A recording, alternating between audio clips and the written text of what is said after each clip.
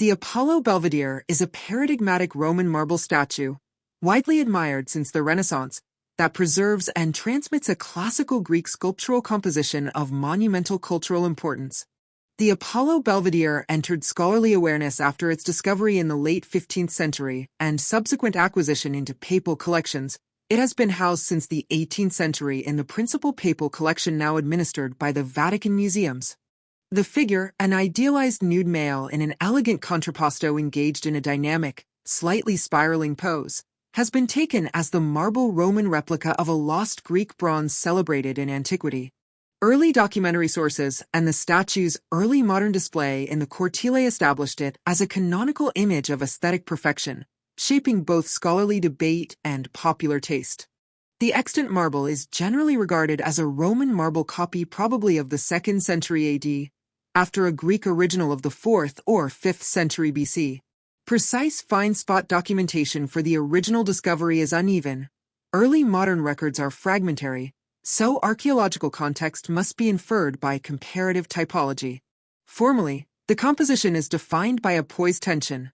The weight shift of the pelvis counterbalances an extended torso and a raised arm, now missing on some copies or restorations, producing a cohesive spiral through the body.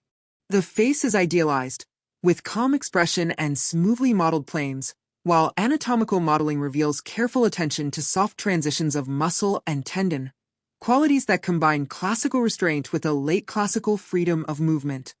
Iconographically, the head and attributes, originally including most likely a bow or laurel, have been read as identifying the figure as the god Apollo, rendered in heroic nudity.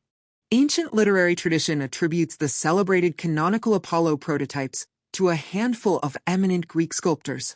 Some scholars have suggested affinities with attested workshop practices and compositional formulae of the High Classical period.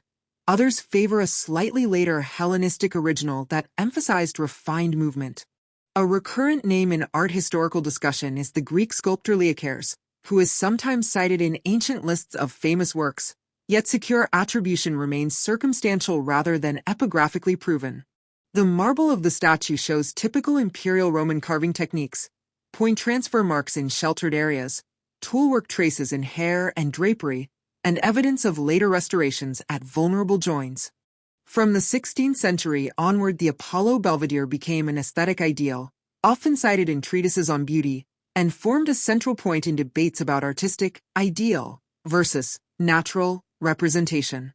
The German art historian Johann Joachim Winckelmann famously lauded the statue as the epitome of noble simplicity and quiet grandeur, an appraisal that shaped neoclassical taste and academic training in the arts. The statue's reception history, therefore, is inseparable from its material history, conservation, display in papal courtyards, and reproduction in prints and plaster casts spread its image across Europe and anchored successive generations' understanding of classical style. The Apollo Belvedere remains a pivotal object for both classical archaeology and the history of art. Its history demonstrates how a single statue can function as a nexus for interdisciplinary inquiry.